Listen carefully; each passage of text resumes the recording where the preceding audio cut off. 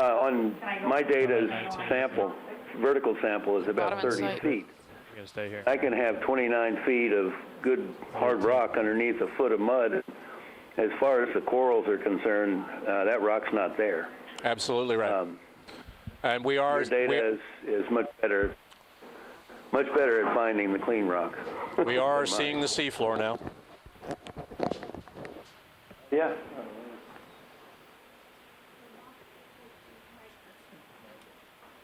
Well, there's some. There's going to be.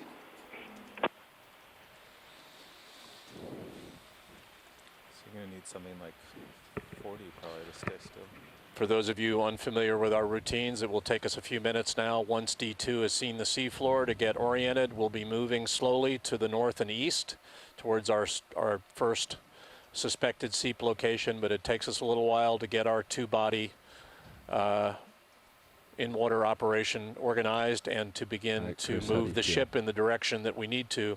Sirius, again, is more or less directly under the ship, and D2 moves out ahead of Sirius with an umbilical or a tether that allows us to use D2 as a free roving vehicle near the seafloor, while Sirius generally lags D2 behind and is more or less under the vessel. Let's get you to spin around, and then we'll go into these drift tests and such. Copy that. Hey, Bobby, note this target on the sonar here. Roger that, Dave.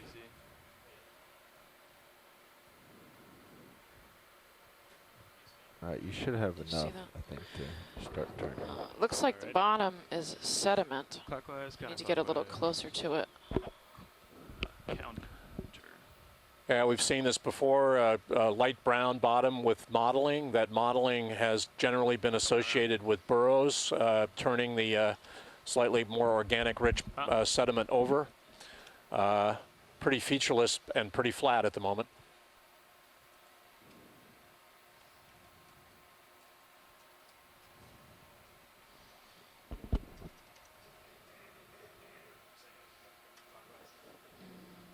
We are at a latitude of 27 degrees. Bobby, I'm going to come clockwise if we're going to go and northeast.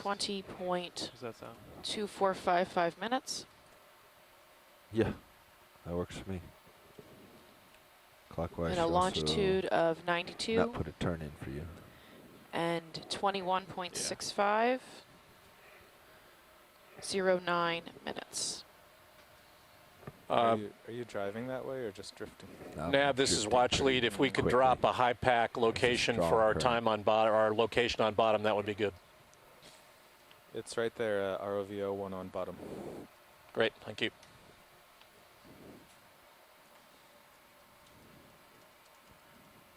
Might need to come towards you.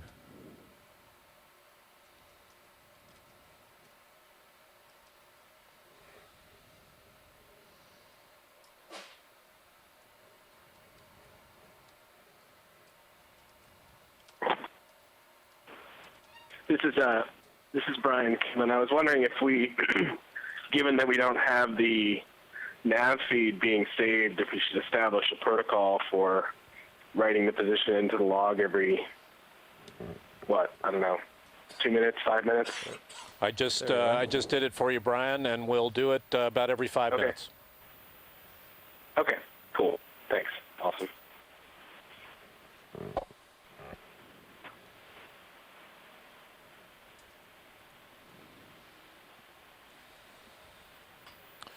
We'll be moving pretty slowly towards our first suspected seep location.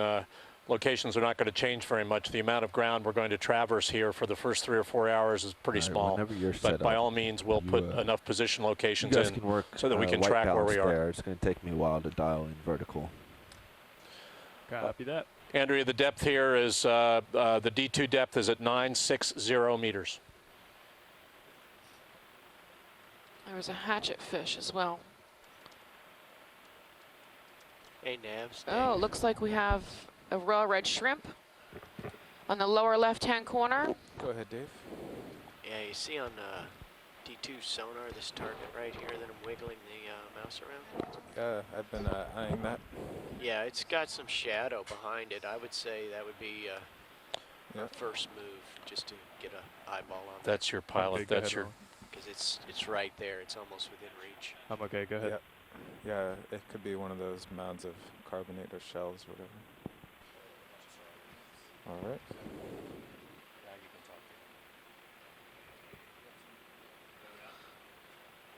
Pilot, are you able to zoom on that shrimp in the lower left? We can try for you, Science.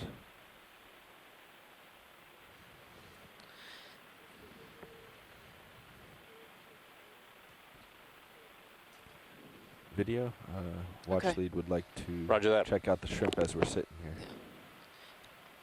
This looks like Did you lose me? Pleodicus robusticus, or robustus, which is the Recap raw the red shrimp. camera There's real actually a quick. commercial fishery for this out in the Gulf. I think I'm at the end of the tether.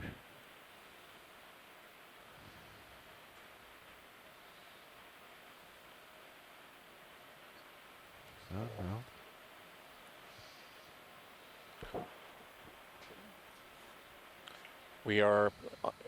We have just landed on the seafloor. This is dive 1 of Expedition 3 of Okeanos Explorer 1402 series of expeditions in the Gulf of Mexico. We've just landed on the seafloor at a depth of about 960 meters, and we're organizing ourselves. The primary objective of this dive 1, is to look at a series of what we expect to be cold seeps on the seafloor, and we hope associated communities and hard grounds. We are just getting organized now, having just landed on the seafloor, and we're in the process of Copy that. doing a zoom on a small shrimp in the lower right-hand view of the D2 screen. Okay, Bobby, as long as you're still okay to do so, we're going to do the wipe out.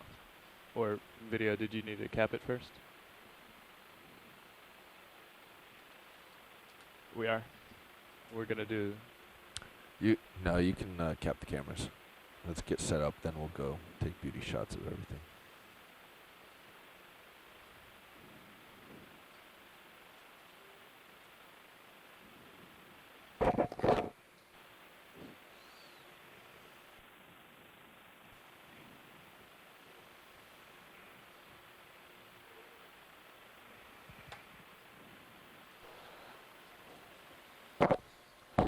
The view from Sirius is very, very good. Looks like very clear water this morning.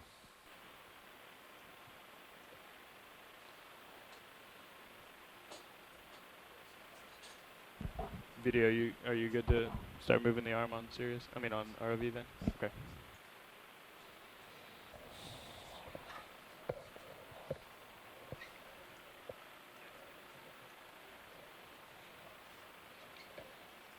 Green is starboard manip, right? Yes. That's...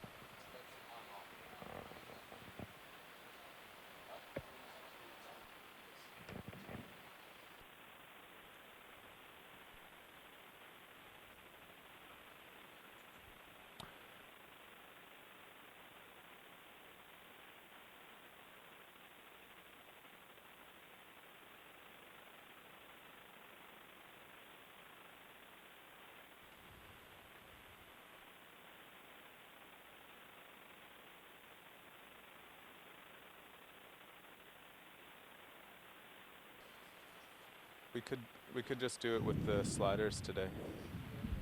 Just get it over with.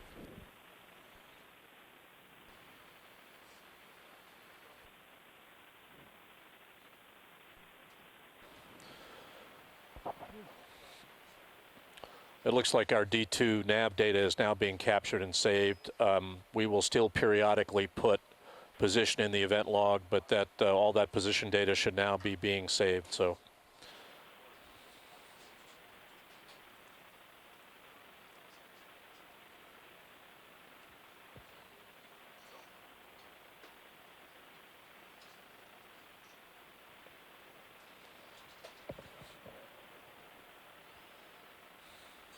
Okay then.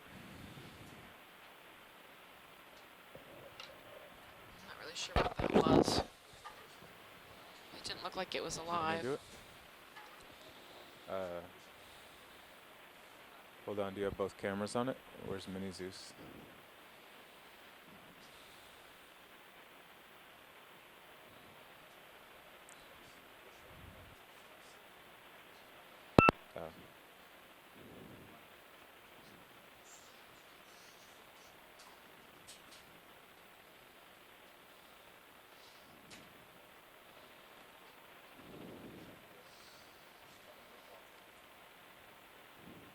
Well, we should be able to see it on the screen.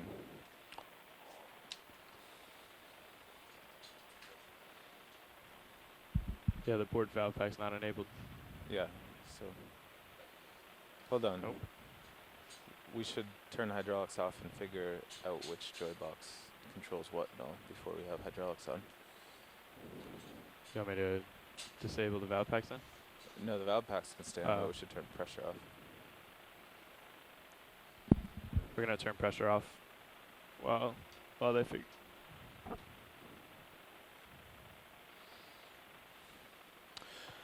Again, for everyone listening, this is the Okeanos Explorer. Our vehicles have just landed on the seafloor. This is dive 1 of our 3rd expedition to the Gulf of Mexico. Our first ROV telepresence expedition. We're at a water depth now of about 960 meters in the northwestern Gulf, and we're setting up to begin to move north and east towards our first suspected cold seep location at this site. Our primary goal here is to investigate a number of suspected cold seeps in a region of high acoustic backscatter, which we suspect at least intermittently is rough seafloor associated with hard grounds, which we hope will be hosting biological communities and perhaps chemosynthetic communities associated with these seeps. Hey, Carl, this is the Okeanos Explorer. Just looking at his thruster, and he's pushing pretty hard to the right, so it looks like the current's coming from the west-southwest. From the west-southwest? Looks like, if you look at his thrust, he's having to push against something coming from his right side. Yeah, you know, when we first hit the bottom, he did loop all the way from the Bobby, do you want to do the white balance? The eastern side of the ship, so. Yeah. Yeah.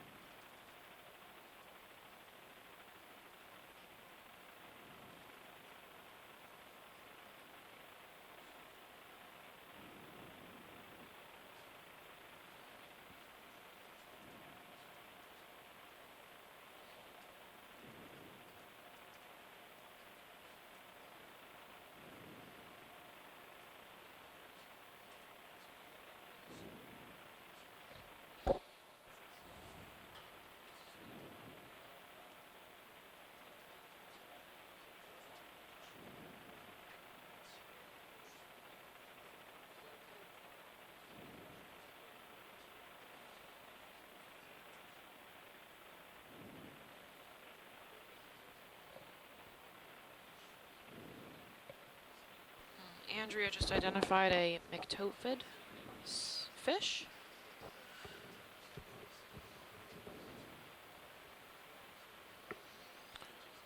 Once again, everyone, we're setting up here. We're moving, we will be moving as soon as we're ready, north and east towards our first suspected cold seep location. There are a number of these locations in this immediate vicinity, some hundreds of meters from where we are at the moment. We'll spend the majority of the dive looking at these locations and then move north towards a larger topographic feature with lower backscatter, and we'll get as far upslope on that feature as time allows. This is the Okeanos Explorer. Rotate the lower swing arm on the port side just to get some light going. I don't remember which way is which though. Ah. Cool. What's going on here now for everyone is that we're doing a series of light balances on cameras.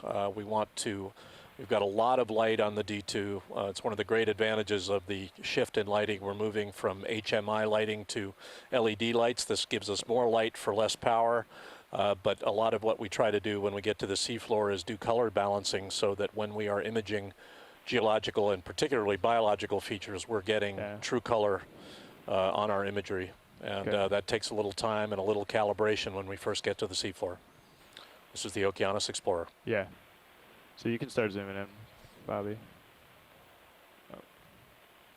Okay, hold there for me. Is that going to be level enough for you, Roland? Oh. Yeah.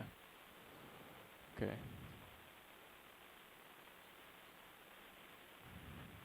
How's that, Roland?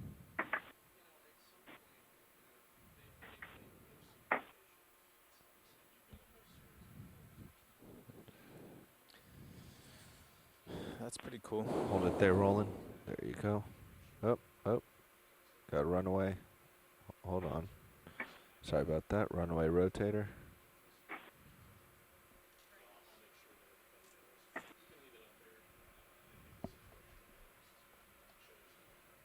A little bit nicer than our previous white balances, huh?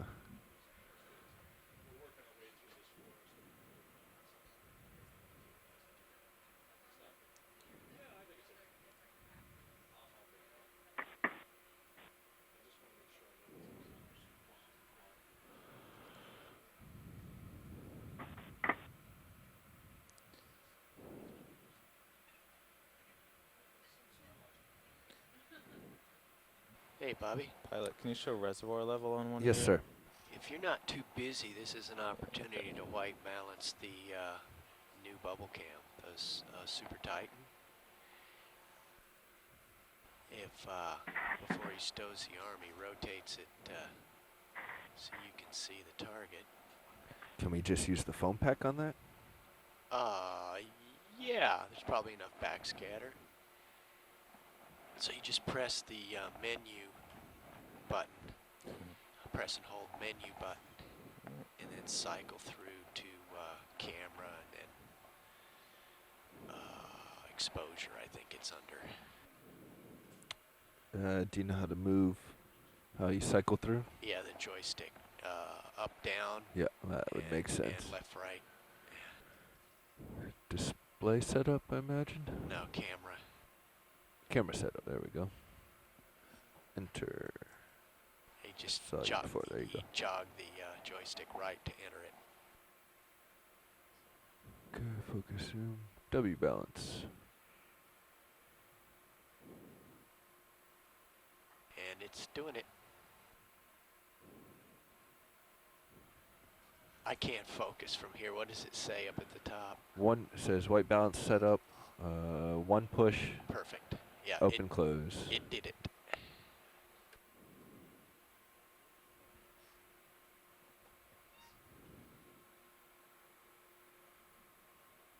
Actually. Yeah, see, much better now.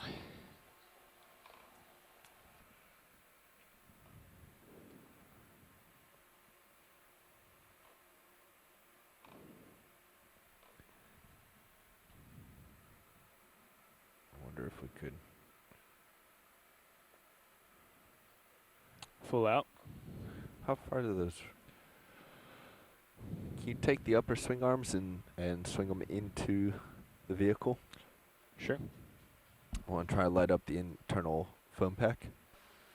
For those of you just tuning in, we That's are working perfectly on good white white balancing balance. our cameras in Good enough. preparation for You're happy dive enough? start. Oh yeah, Okay. that's good enough. We're I good. mean, We're it's at Never mind. 960 before, so meters on our Alright. first dive of the third leg. look down at the target on the arm if you can see it.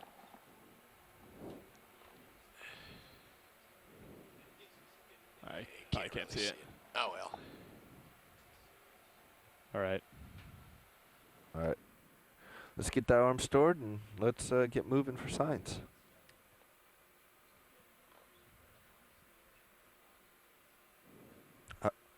Oh, we can?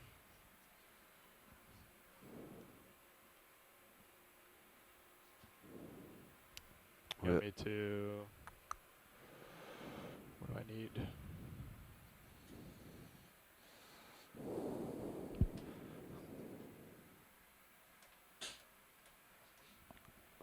Watch lead, this is pilot. Just be careful there, Chris, because if you elbow in, you might poke yourself in the eye. Copy that. We want to do. While we've got some time here, while they're getting ready to get going, I want to explain a little bit to you out there. You're getting some feeds out on the internet. One of them is a backscatter image. It's an image of how much sound reflects back at the Okeanos Explorer from our multi-beam system. It's the lower left-hand image that you're seeing on what we call our quad feed. And there are a whole series of dots on that image. We're going to spend most of our dive within that forest of green, yellow, and purple dots. They are all seafloor locations of what we suspect to be cold seeps in this large white patch, which is an area of what we call high backscatter, which we think suggests either hard seafloor, slightly rougher seafloor, or in some cases what we call hard grounds, which is these are chemical precipitates. They're usually limestone carbonates that on which biology can attach itself. We're going to be, the yellow dots are dots that we identified from previous data collected, and we'll be spending most of our dive looking at locations associated, possible seep locations associated with those yellow dots. The green and purple dots on this same image are data we just collected that confirm the presence of bubble stream anomalies in this same area in the vicinity of the yellow dots. But as we move from suspected seep location to seep location, we're actually moving within the forest of yellow dots. So as not to confuse everybody, we'll be mostly working north and slightly west of our initial launch point, which is the lower red-hand dot moving towards the upper red-hand dot. So we will not investigate the suspected locations, the yellow dots, the green dots, south and east of our launch point. We will be moving mostly north towards a steeper topographic feature, a larger topographic feature to the north, which is associated with our second red dot to the north. And we may or may not get there today. We generally don't cover more than a kilometer to a kilometer and a half with D2 during a normal 8-hour dive. So we can't cover a lot of ground, but we have a lot of interesting features to look at in this immediate vicinity. So as soon as we've got our color balancing done, we'll head out. This is the Okeanos Explorer.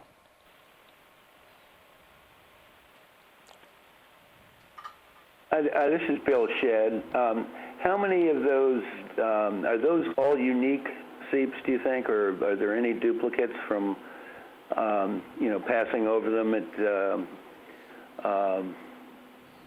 more than once? Oh, I think in this small an area, we're looking at an area that's only 400 or 500 meters across, Bill, I think. And because we're looking to track bubble streams back to the seafloor, I would suspect that a good number of them are duplicates. But we have identified a dozen or so within that yellow dot field of what we think are discrete bubble trains tracked back to the seafloor. And you know that's a slightly inexact art because the bubbles cease to be as visible as we get close to the seafloor, so it'll be hard to know exactly which stream goes to which dot. But we've done a pretty good job of passing over here. So I suspect we will get a good statistical sampling of these as we move towards our second waypoint. Right. Okay. Yeah, I suspected that. I wanted to chat with you about it. Yeah, what we did was make a few passes last night over this same area to confirm that what we had identified as bubble streams before and that you had identified from previous data were suspected seeps were still there, and in fact they were. So that gives us additional confidence that we'll run into something interesting as we move our way through this dive. Right. All right, thank you. Yep.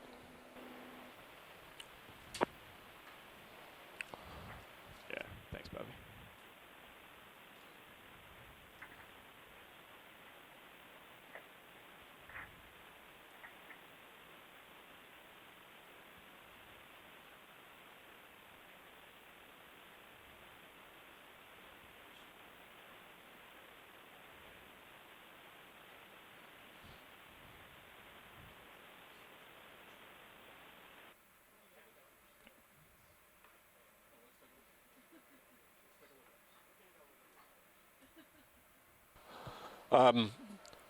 We've identified using D2 near seafloor radar a feature that certainly has topography about 25 meters south and west of our present location. I think we'll take a look at that first before heading north and east, which is essentially in the opposite direction towards our first suspected seep location. We know, because we're very close to the seafloor here, that this radar image is definitely associated with seafloor topography. So when we get organized and get moving, we're going to move south and west about 25 meters to that first location and see what we have.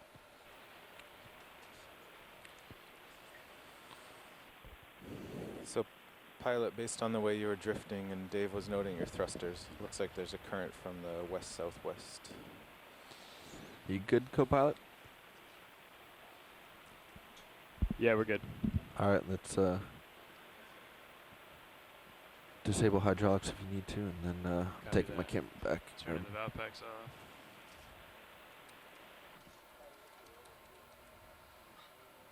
Nope. No. We're proceeding at this time, Roland. Watch lead nav.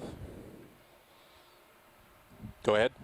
Hey, I think I heard you discussing checking out this target about 20 meters away. That's correct. Let's go there first and take a look. All right. Watch lead, this is pilot. Yep. I just want to say thank you for your patience during those last minutes. We have installed a new method of white balancing, as I'm sure you saw there. So it just took us a little bit longer than usual, but we're all set up and we're ready to go. That's great. We appreciate the time it takes, and we know that you've got a lot of new lights on D2, so that's fine.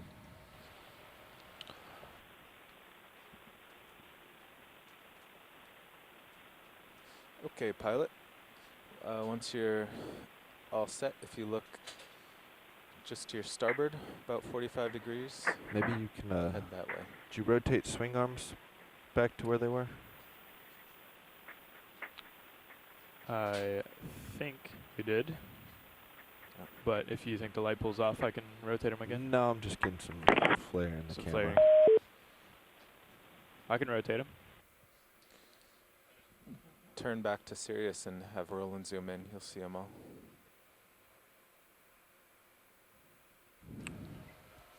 I only move the port one. If that's the side you're getting flare on. No, it's not.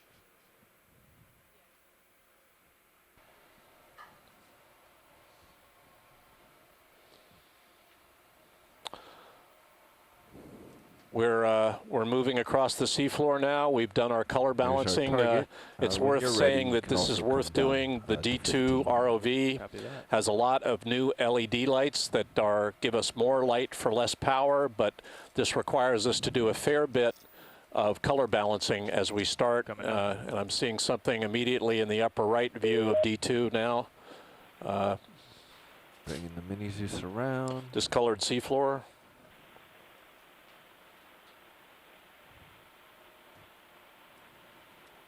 Okay. Yeah, there's quite a bit of current here. I get pushed very quickly. ROV nav, what are we looking at for current here? It's hard to get an exact number, but it is coming from the southwest or west-southwest. Okay, thank you. Maybe, I don't know, 0.2, 0.4 knots. It's fast. As soon as I let go, we start drifting. That might also just be the vehicle feels a little From the shaky southwest, yeah. because of the foam pack and balance. Pushing in. Yeah, Nav, we might Looks like we're approaching a Looks rock like we feature. do We're heading away have from where we wanna go. what looks to be carbonate hard ground in the upper right-hand view of D2.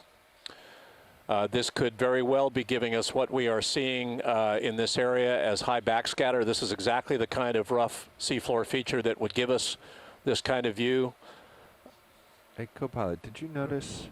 We are going to want to take a good hard look at this and probably do a 360 and zoom in a fair bit to look for biology. Roger that, watch lead. We're going to have to get a ship move in then. So stand by. What was that, pilot? Wow.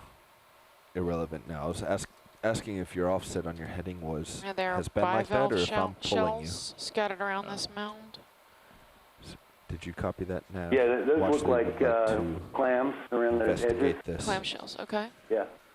and get a 360. So I think we need a shift. One thing we move. might see on mounds like this Yeah, you're tugging on it, Bobby. So you're are floating- natural you're gas holding the hydrates float down. exposed at the seafloor. So, but this is exactly what Can we you came use to. the manipulator arm to 160. look I'm on at full tether, so pick up a more than rock that. or look Yeah, underneath 20 things? meters. Not sample it. 160.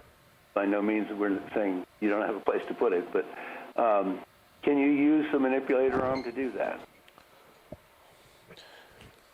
I can now. check on this, Mike, but I don't think that we're in a mode to use the manipulators even to turn objects right now. I'll check and get back to you.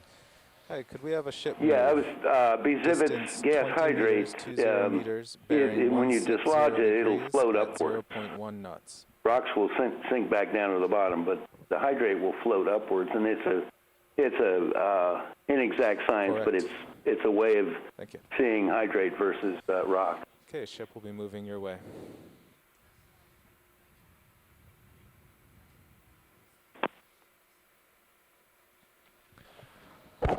Mike, pretty much the word from on high, and that's somebody named KE, says that we're pretty much promoting non-disturbing videoing, so I think it's a negative. We can set D2 down, and we can do pretty close zoom and pan, as you know, and we can certainly do 360s around these features and look in detail at them, but I don't think we're going to be disturbing them. Okay, that's all right. Watch lead. We're just waiting for a little As more we get a tether little from closer, it Sirius, looks and like we'll we get a might little have some closer. yellow Roger that, thank you. sponges.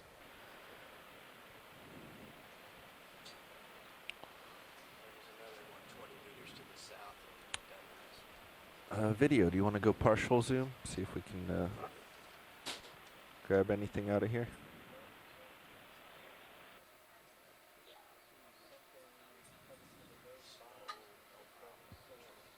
Okay, we're zooming in, and we have confirmed bivalves.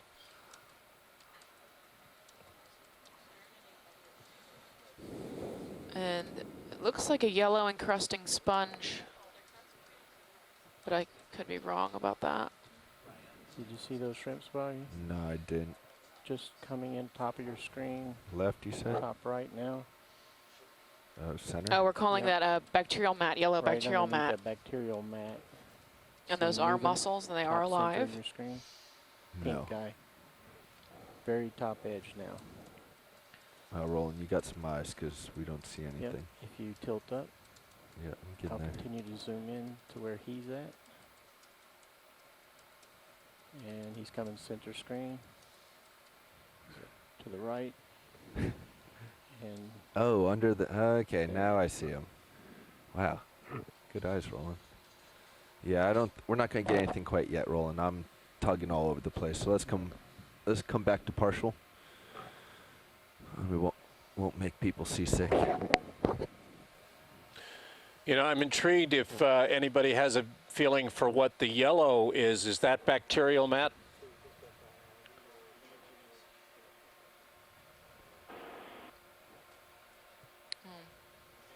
Actually, there have been instances of yellowish looking gas hydrate It's dead now. exposures Light up for a second. when there's a little bit of oil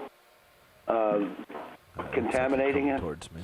Yeah, this wouldn't be elemental Way to sulfur, tell. would it? Yeah, I started. or sulfur, right? Yeah, because sulfur is very commonly coming up along with the hydrocarbons in areas like this. It comes up along the evaporites from depth. So one of the big products of oil and gas exploration in the Gulf of Mexico is elemental sulfur, and I was just wondering if anybody had a feeling for that.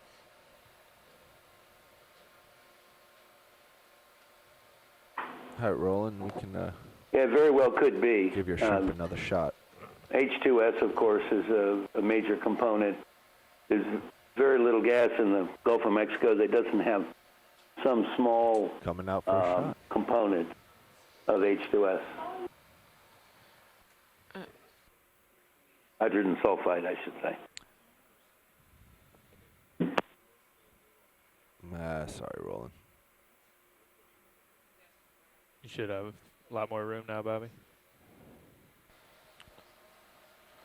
ROV nav, at some point we're going to want a high pack target put here. This vehicle. We're seeing Bathymodalus and some small It's shrimp. wide, Roland, sorry. Do we have a system yet for naming these? It's a good question. I would think that we would label them numerically, starting with 1 and with the dive number. So the dive number is 1. This would be the second high pack target we've dropped, the first one being the launch point.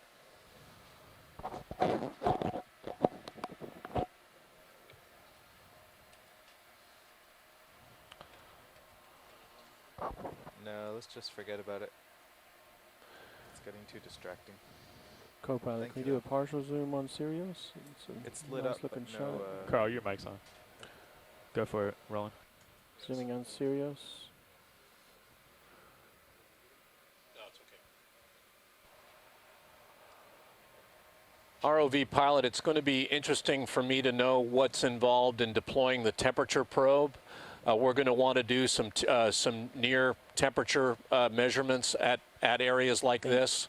So when you get a chance, I'm going to want a little a 2-minute procedure on that. Yeah, the temperature probe is connected to the port manipulator, so we'll have to... I think it would be beneficial to get temperature on this or near the base or whatever, and then out away from. Yeah, I think we've got a new temperature probe on the D2, Mike, and I just asked for procedure on that, and we'll once we've gotten a good 360 view of this, we'll try to do that. Yes, the probe is on the manipulator. It requires to get very stable, set up hydraulics, and would take some time to work the hydraulics, work the manipulator to get the temp probe where you want it. My guess is a better place to get it would be somewhere near these outcropping hard grounds on the other side of where we are now. Do you have to set down to do it? That would be best. Yeah. Setting down would give us the most stable platform and plenty of time to... Yeah, I think we're going to want to do that here as a test. So once we've had a good 360 view of this, I think we should try it. And then the suggestion is to move some meters away and get an ambient temperature with the same probe. Go ahead, Nav.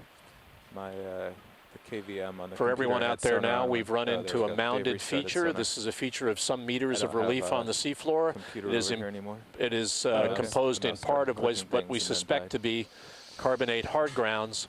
It's worth reminding everyone out there that the D2 does have manipulators, but we are not going to be in sampling mode on this expedition. We're just taking video, and but we do have a temperature probe on the D2, and we will be collecting temperature data from this feature once we've had a good 360 look at it.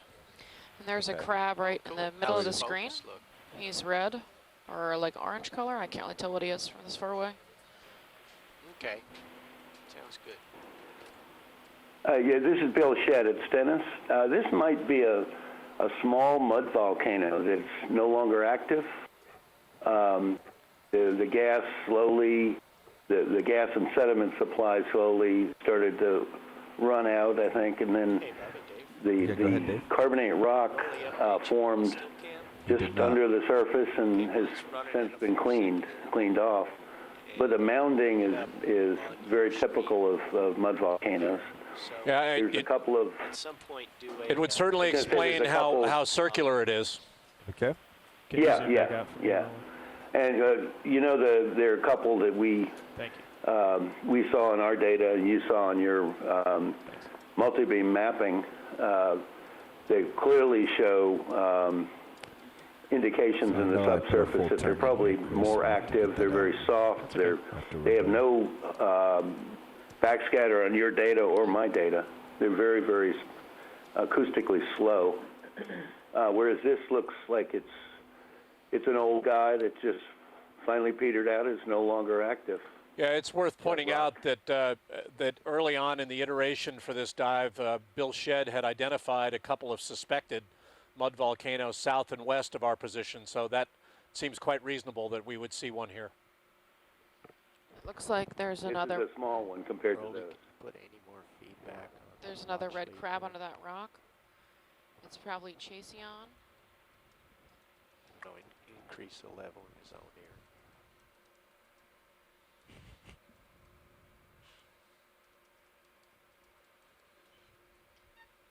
Can I take your view for a while? Serious view, and they want to do digital still camera. Sure can.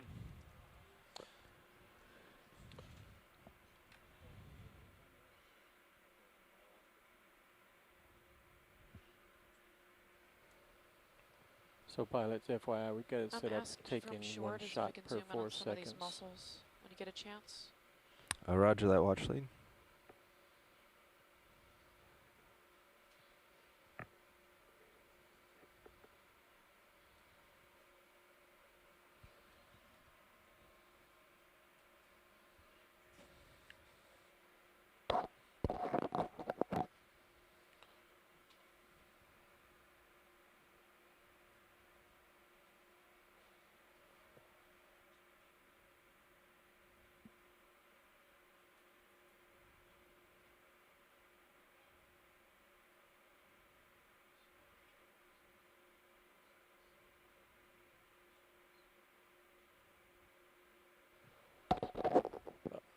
D2 is passing over this feature right now, and the idea, we have a new still camera, high-resolution still camera mounted below the vehicle that looks straight down, and we're in the process now of taking a series of images so that we can put a photo mosaic together from still images of this feature. That's why we're passing over the feature right now. Those of you watching the D2 cam can tell that we're doing that. The still camera is great because it's giving us a sense of the relief of the feature. It certainly reinforces the fact that it looks like some kind of extinct mud volcano with evidence for old venting near the crest of the feature.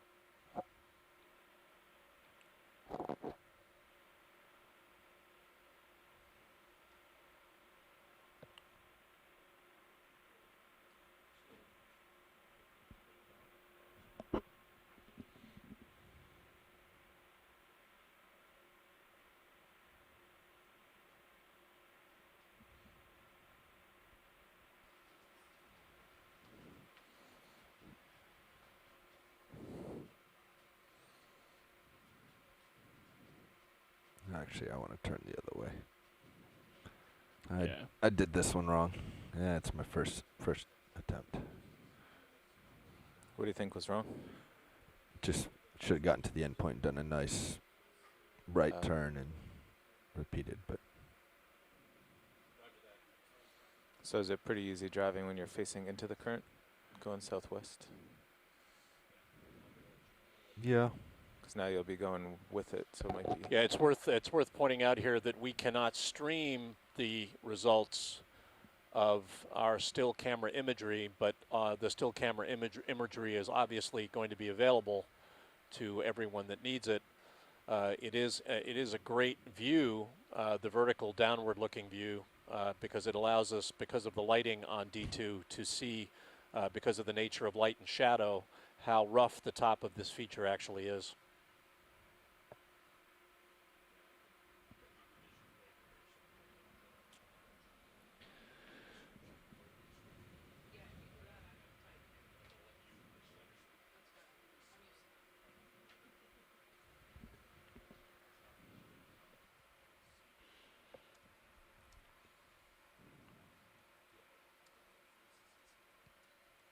All right, as soon as I get off this, you can bring your camera back up, co-pilot. Give me a view from Sirius, and let's go get closer. Do some up close shots and prepare for the temp probe. All right, just let me know when. No? Yeah, you can switch whenever you want. All right. Yeah, I think we're going to want to do the temperature probe as close to it as possible without touching it, probably under one of the lips of those ledged hard grounds. Watch lead, is there a particular lip or other that you would like to? One of the larger ones. I see two facing us down low. Either one would be acceptable. Co-pilot Nav. Go ahead, Nav. Well, we have a sec. Josh says the joy boxes should be on in software. Do you mind going to the, turning on the valve pack and see if we get feedback? We can try, if we do port, we can try, not the HPU, just the valve pack. Okay. Yeah. Port. The Sirius we'll view try now both. gives a very good indication of how So let's circular both this turn our feature box is, on. which is consistent with some kind of a And mud then, volcanic feature at the seafloor. We need to reiterate Yeah, I that don't this get is, feedback. Do you does get any not feedback? appear to be an active feature. There does not appear to be anything Nope. venting yeah, from it at You the do? moment. Okay. Yeah. So But the evidence for okay. So you bivalve have shells around port. it and what Port, appear to yeah. be I have living starboard. bivalves within it suggests that we still have So I some have source the of white nutrients balance and you have the coming temperature up at probe. least Right. slowly from the subsurface. So it looks like you're going to be doing a temperature probe. Let's do it. That's cool. That's good. Or do you want to check yours on starboard real quick? Oh, sure. See if they're both the same. We're So this moving is in now. starboard, We're yeah. going to set D2 on the seafloor and deploy the nothing. new temperature probe Oh, wait, mine turned using off. one of the Mine turned manipulator itself off. arms. We'll get a near field temperature. Yeah, lead. you don't have starboard. This temperature probe is good to a 1/100th of a degree centigrade. And then we'll move away from this feature before we leave and get a far field temperature reading. I'm going to turn your Try to valve back see if off. there's any differential. I think, ROV nav, I think that cavity right in front of us might be a good one. Roger that, watch lead. Chris, you want to take my mini Zeus and tilt it down to get the, oh, never mind, I have it on bubble cam.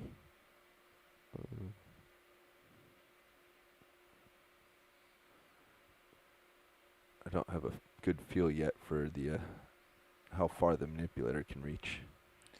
Right. Especially with the probe on. How's this look, guys? Can you tilt your HD down to see the drawer front? I don't have a sense of where you're, or tilt one of the cameras down to see the drawer and the... If you look at bubble cam. Yeah, I don't see... Can you tilt mini Zeus down? Yeah. Or something? Oh, that's the wrong one.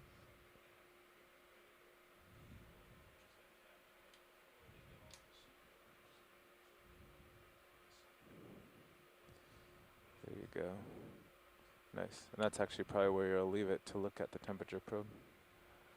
Yeah, you might want to. You might want to come starboard a little bit laterally, just so I can, with the port side manipulator, just go straight out, you know, instead of. Go pilot, can we do a partial zoom on Sirius? Sure. So Bill, this is Brian Kimlin. This, I was just plugged in the location. It looks like we're right on the edge of one in your seismic bottom anomaly. This is would be a negative anomaly, the boundary between a positive and a negative. Yeah. That makes sense to you from what we're seeing. Okay. I think that's pretty good. That's good, Good. yeah. Yeah, Are you on bottom? I think we just saw it on the log, but I wanted to point out I'm gonna the turn lower the left-hand corner HPU of on. the video, you can see a tube worm lying on the bottom. Sorry? Yeah. Doesn't look like he's very happy. I'm on Joylock right Two now. worms Chris, lying get your on their pressure up to side like typically 2000 aren't alive. or 1900 or But, something. he's I'm on probably Joylock right now, pushing down not into dead the for bottom. too long. Okay. Um, I'm at 1900 I'll be- PSI. That should do it. If the Yeah, Mike, I certainly see forearm what you're sticks, you looking can at. turn it up. We'll, before Video while we're sitting D2 here. leaves the seafloor, after we take this going temperature right probe here? reading, which is the first time they've done this, so this is going to take a little time. We'll zoom in on a few features. The yellow staining, there's a small, what appears to be a rat tail in the lower right, and we'll take a good close look at these bivalves as well. do you need my camera to do your Looks like hydraulic some of them stuff? are alive and some I are mean, not. when you get closer to the rocks, but for the few minutes here. And if they're alive, there must be some food, should like get a- we were you should get a saying. view That's of right. the temp probe with It your, certainly bubble appears that also. in the See central views of it. foreground, Yeah. those are alive. Those mussels are Yeah, alive. I'm going to keep zooming Okay. while you Yeah, set up. those Okay. look alive.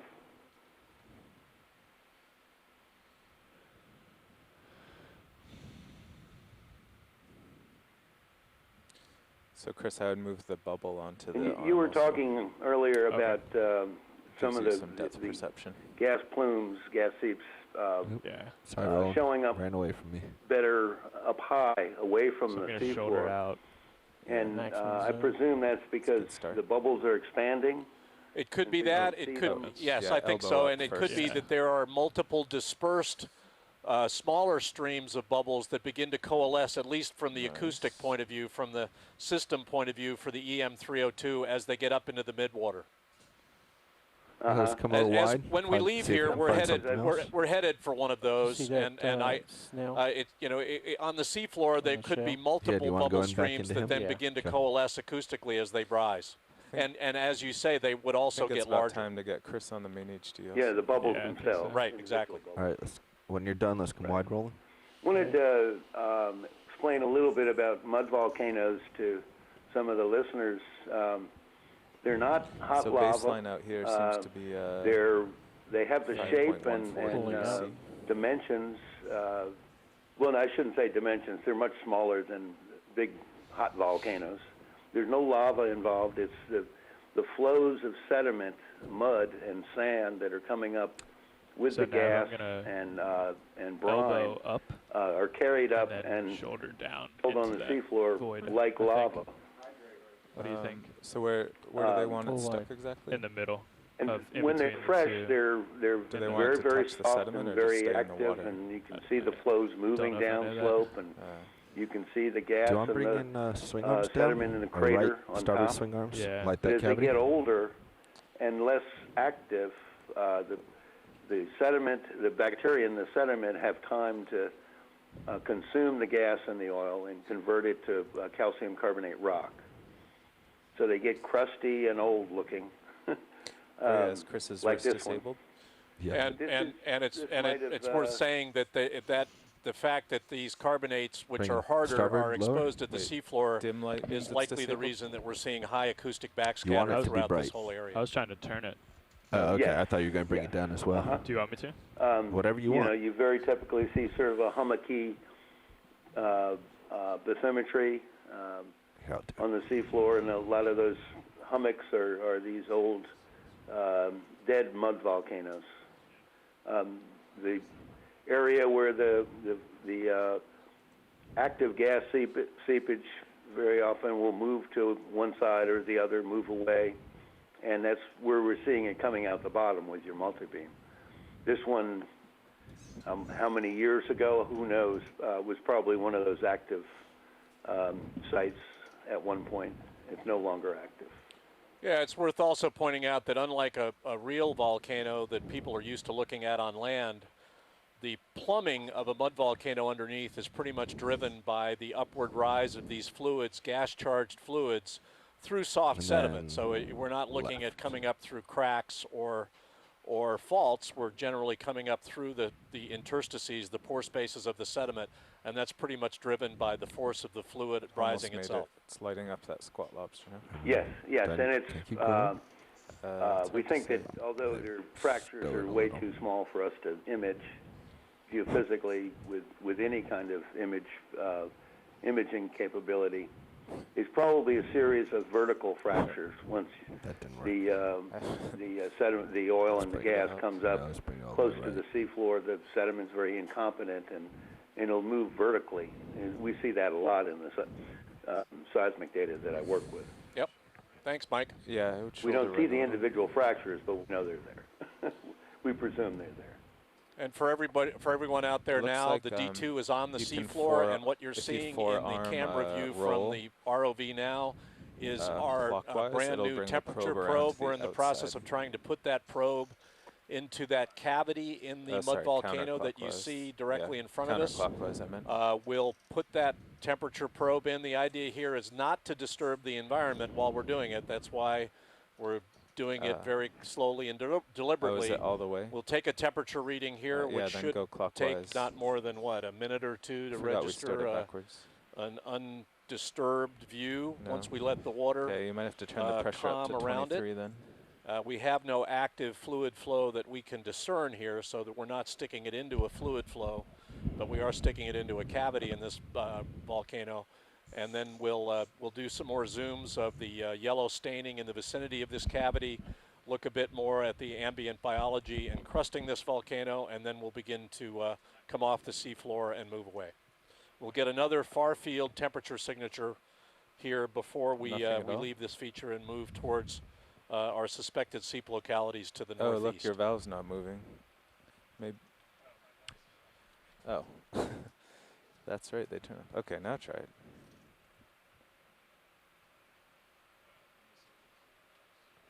We're also seeing a small squat lobster, or a galatheid. Good problem solving. It's right behind the temperature probe at the moment, and there's also a small shrimp in the lower center of the screen. Yeah.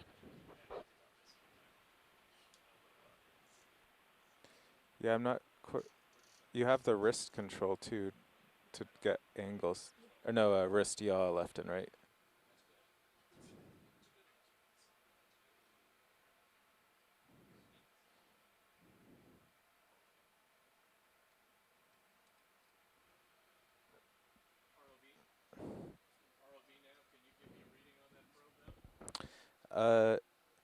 Yeah, it went from 5.14 to 5.16.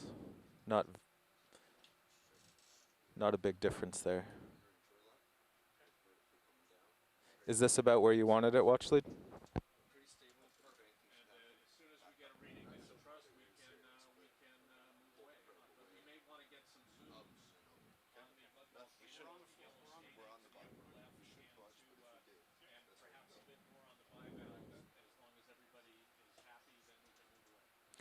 Okay, well, it's very stable, up from 5.14 to 5.19. So.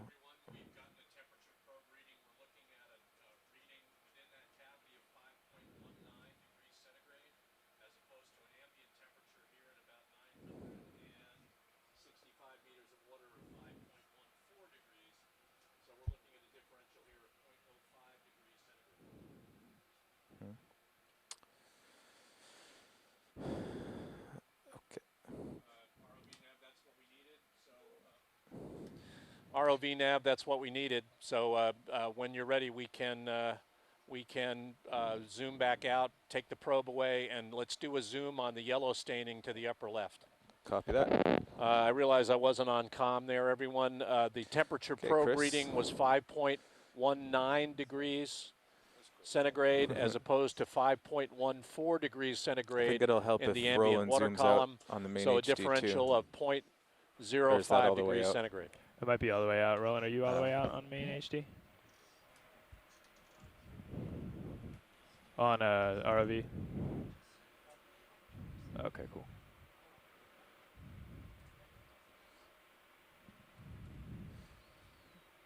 So is the wrist pretty much straight? No. I didn't move the wrist. Oh, you didn't move the wrist. No. Okay, yeah.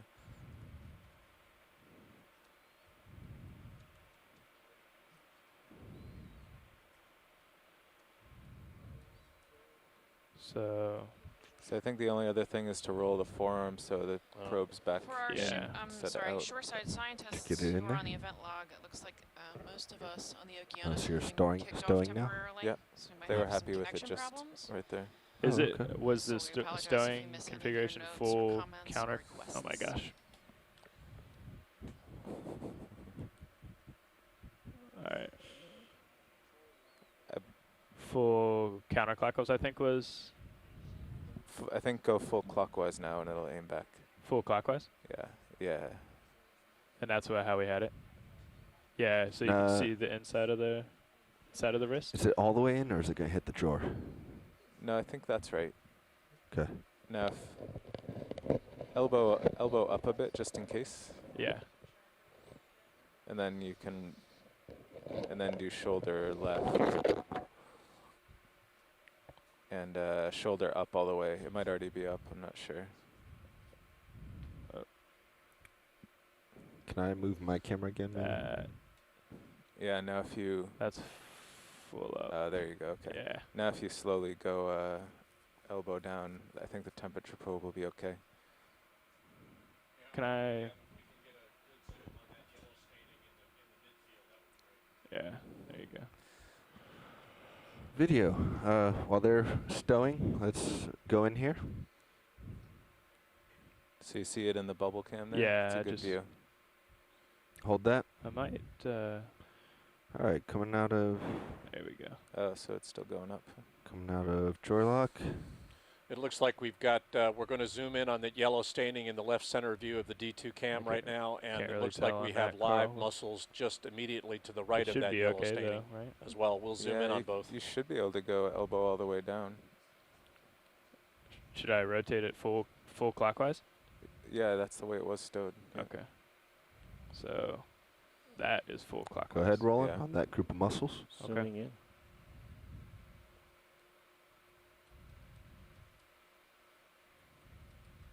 Yeah. All right. Nice work. Coming up just a hair. Max zoom.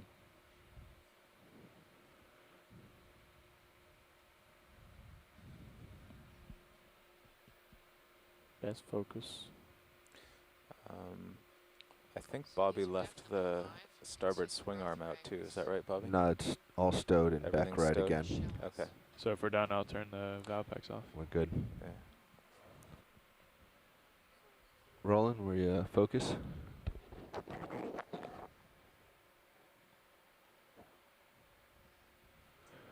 All right, then let's come wide and we'll get the yellow to the left. Pulling out. We might want to zoom out a little bit on the larger cluster nav. Yep, we'll hold there. Holding.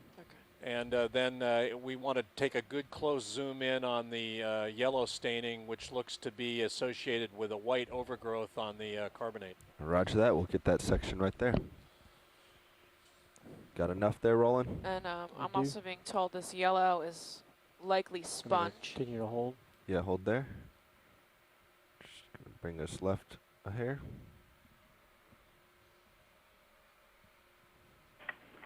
Hi, this is Bernie Ball from the Duke Marine Lab.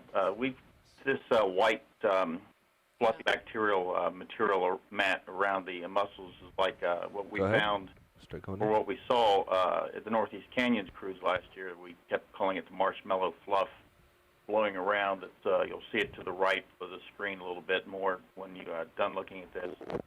This is we're starting to see more of this, and I don't know Max focus is how many other people have noticed this before at other sites in the Gulf. And you think that's a bacterial mat? Is that what you said?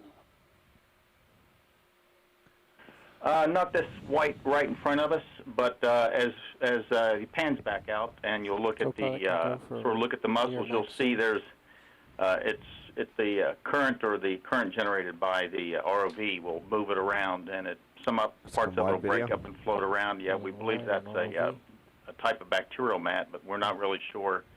Not so much mat, I guess, or maybe it is, but we're really not sure what it was. We had nobody that we're aware of has sampled this, and this is something we're starting to see more, or at least notice and make notes of a little bit more often. It looks like the yellow is more or less an overgrowth on the white, though. Bernie, did you see yellow in the Northeast Canyons as well? Okay, let's go in there.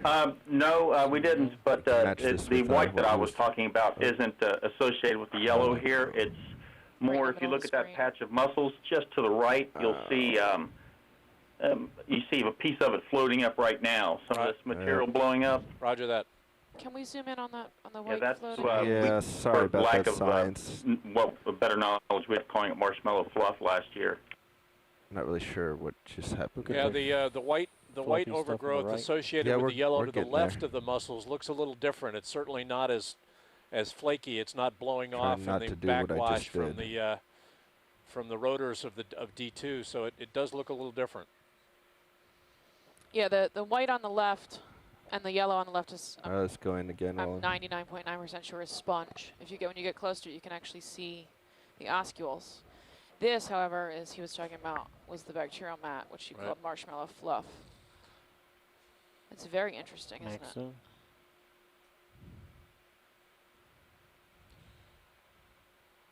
Where the places that we saw in the Northeast Canyons last year, really seemed to be more closely associated with the most, I guess, the healthiest mussel beds that we found were the ones that seemed like they were you know, the fast, maybe new growth or just recent growth. We've also seemed to find more associates of the seep around these areas too than we were at some of the other beds.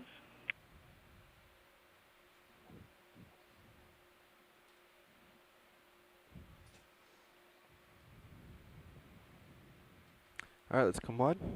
Pulling out. Sorry about that dust up, everyone. That's a great zoom, I guys. apologize. Pulling out on Sirius. Now I think we want to zoom in again on the yellow and white together because they do look a little bit different. So if you could give us a nice close zoom there. Are you full wide, Roland? Both cameras full wide.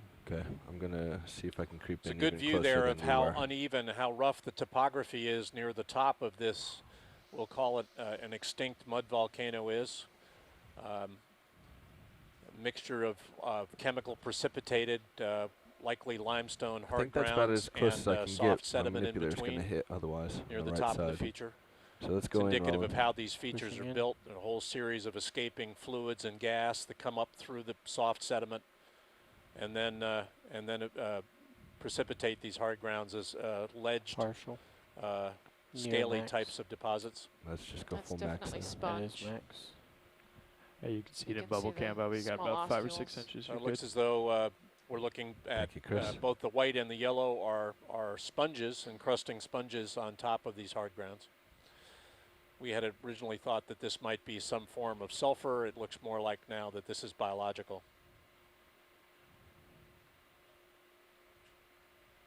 If I had to guess, I'd say Hamadesmia, but I'm not 100% sure on that. Are you happy with that, watch leads? I think that's good. All right, let's come wide. Pulling wide.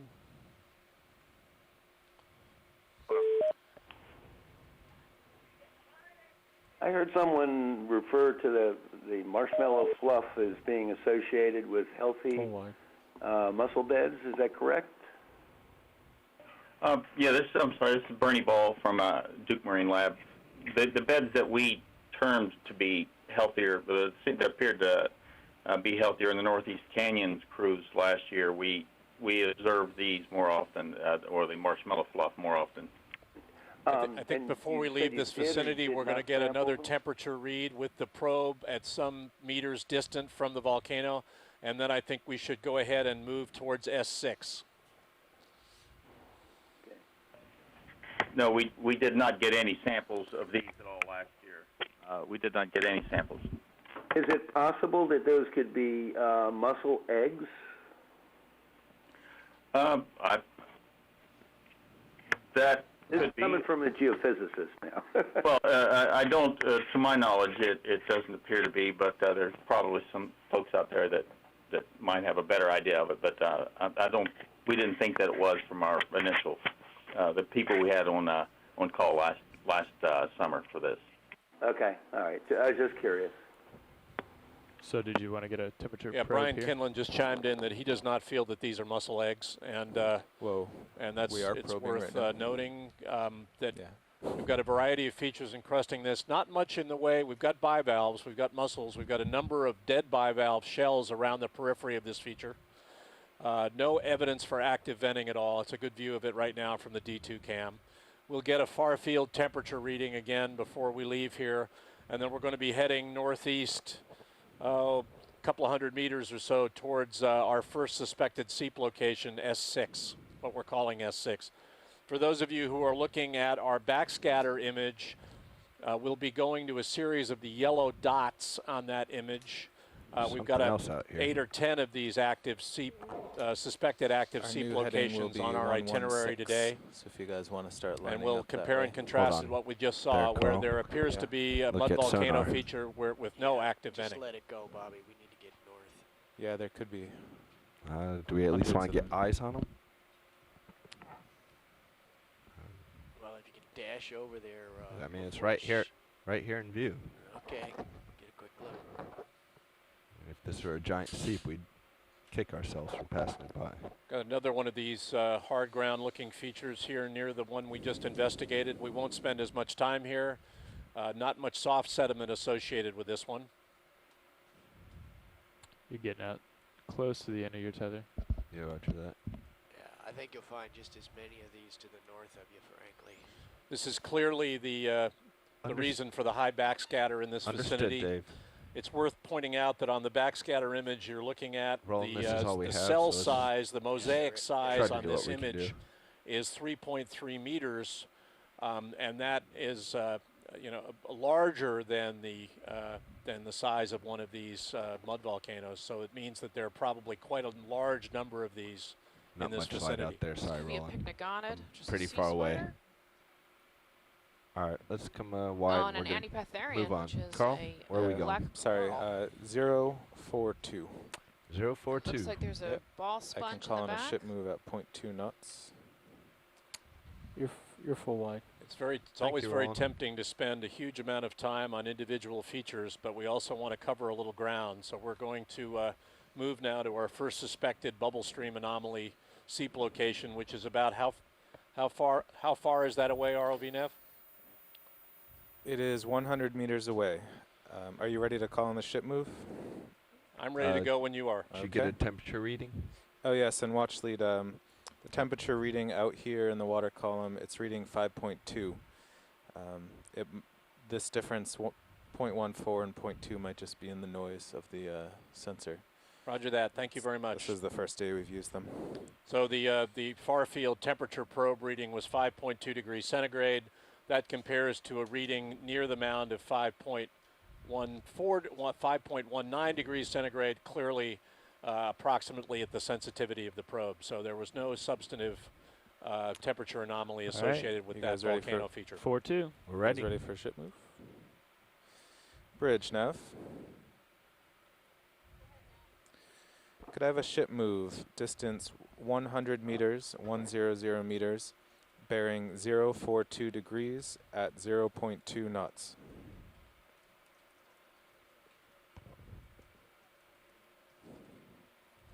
Correct.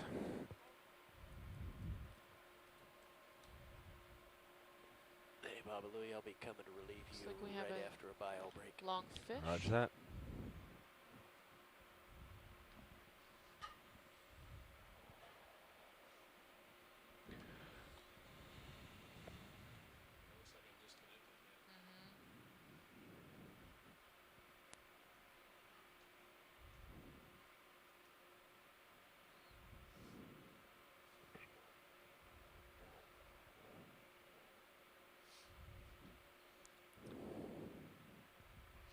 For those of you out there, we're having trouble staying connected to the event log here on the ship. So if the current's the same, you should be moving with it now, so you might just keep overshooting everything. On audio, and we apologize for that. I want to say that there was no substantive temperature anomaly again associated with that volcano feature. With me. Yeah.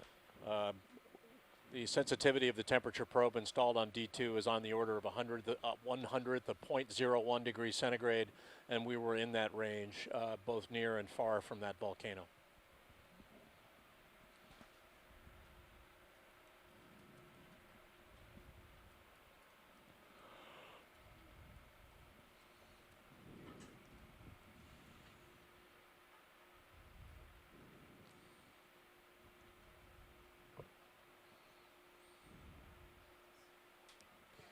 Looks like the ship just started moving.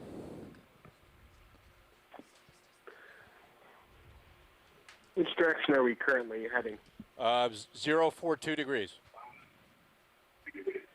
Okay, thanks. Looks like we have a depression in the sediment here.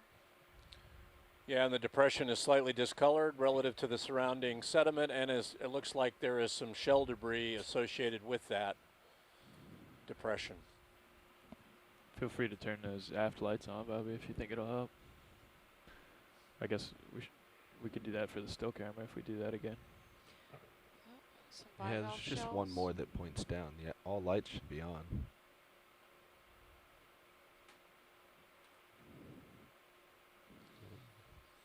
Looks like there's some orange. That bacterial mat is orange in the bottom right. Yes.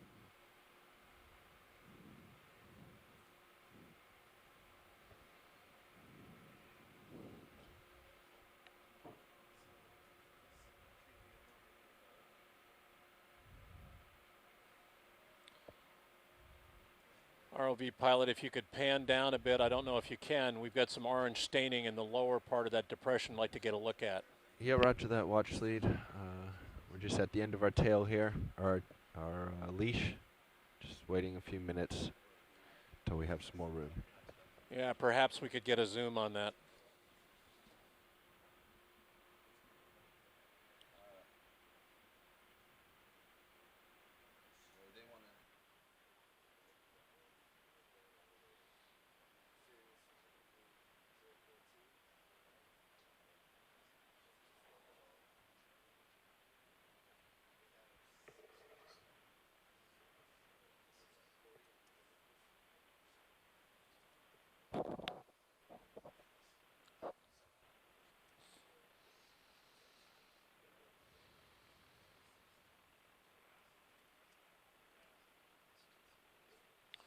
Got a generally hummocky seafloor here. The depression looks to be slightly darker sediment. It seems to be associated with some shell debris and some staining, some orange staining. We're going to attempt to get a closer look at that staining.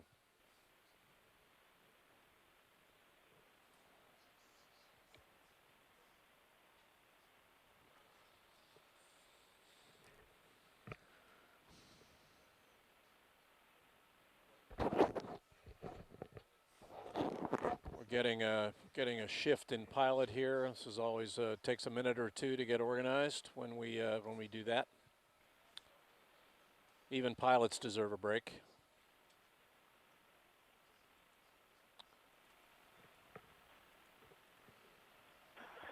Just for context, we appear to be directly in the center of a negative seismic anomaly, based on Bill Shedd's information. And Brian, it's your feeling that this is when you talk about a negative anomaly, are we talking about something that equates to lower backscatter? I'm not clear on what Bill means by a negative seismic anomaly. This is Bill Shedd. Yeah, we see very discrete areas of very low seismic amplitudes, which we would think would correlate with low backscatter on your multibeam. Typically, they are very soft. In many places, we've with Okeanos from 2012, for instance,